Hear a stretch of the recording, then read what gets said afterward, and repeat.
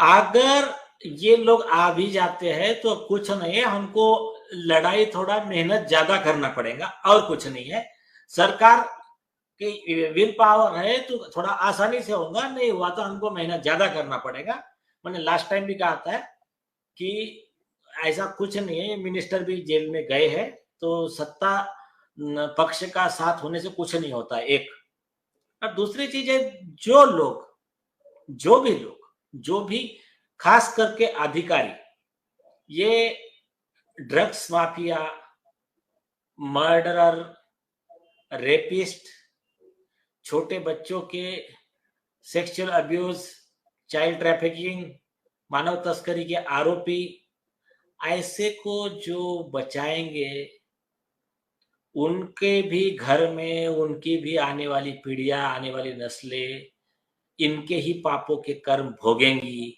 कल चल के इनका भी बेटा ड्रगिस्ट बनेगा, कल चल के इनके घर में भी कहीं रेप हो सकता है, कल चल के ये भी विक्टिम हो सकते हैं, कल चल के इनके बच्चों को भी किडनैप किया जा सकता है।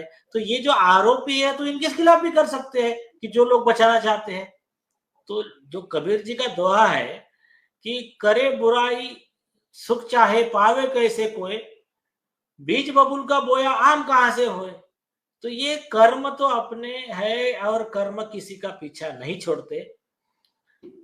और किसी को भी जिसको कहते हैं अमर पट्टा या लाइफ टाइम, कुछ भी कायम नहीं रहता।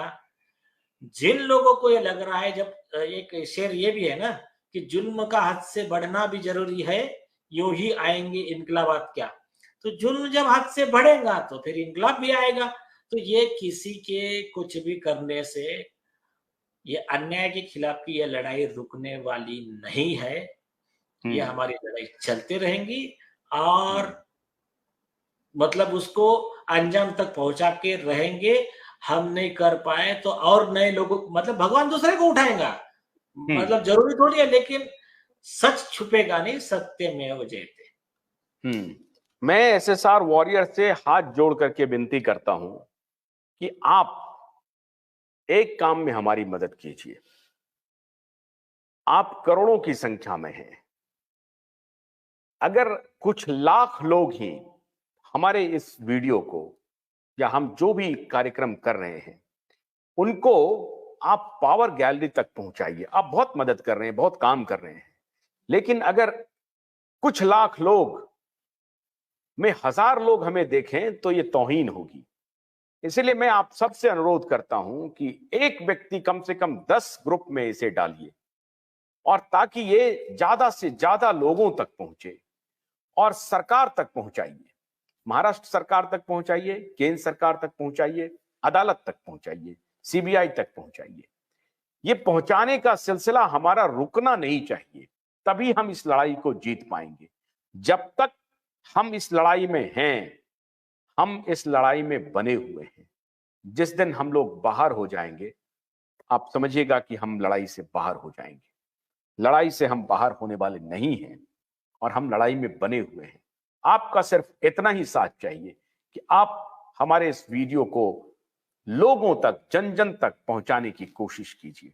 बस इतना ही अनुरोध हम आपसे कर रहे हैं। समीर बानखेड़े को फंसाने की कोशिश कौन कर रहा है? रिया को बचाने की कोशिश कौन कर रहा है? पाप और पुण्य की लड़ाई है। पुण्य के साथ खड़े हैं, सत्य और न्याय के साथ खड़े हैं, पाप के खिलाफ खड़े हैं। आप हमारे साथ हैं, हम जीतेंगे। बहुत बहुत शुक्रिया। नमस्कार।